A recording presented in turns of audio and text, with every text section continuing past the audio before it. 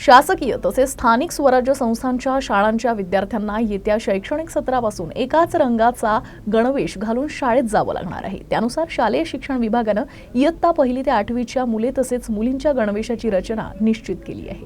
जिल्हा परिषदेच्या प्राथमिक शिक्षण विभागानं जाहीर केलेल्या नव्या निर्णयानुसार 1ली ते 4थी पर्यंतच्या मुलांकरिता पिको फ्रॉक, 5वी ते 7वी पर्यंतच्या मुलींकरिता शर्ट आणि स्कर्ट आणि 8वी मधील मुलींकरिता सलवार कमीज आणि ओढणी तसेच 1ली ते 7वी पर्यंतच्या मुलांकरिता हाफ पॅन्ट आणि हाफ शर्ट आणि 8वी मधील मुलांकरिता फुल पॅन्ट आणि हाफ शर्ट याप्रमाणे गणवेशाची रचना असणार आहे। शालेय शिक्षण मंत्र्यांनी गेल्या वर्षी एक राज्य एक गणवेश योजना जाहीर केली होती। त्यानुसार सन 2024-25 या शैक्षणिक वर्षापासून समग्र शिक्षा कार्यक्रमांतर्गत तसेच राज्य शासनाच्या मोफत गणवेश योजनेअंतर्गत शासकीय तसेच स्थानिक स्वराज्य संस्थांच्या शाळांमधील इयत्ता 1ली ते इयत्ता 8वी मध्ये शिक्षण घेणाऱ्या सर्व विद्यार्थ्यांना समान रंगाच्या 2 गणवेशांचा लाभ महाराष्ट्र प्राथमिक शिक्षण परिषदेमार्फत देण्यात येईल।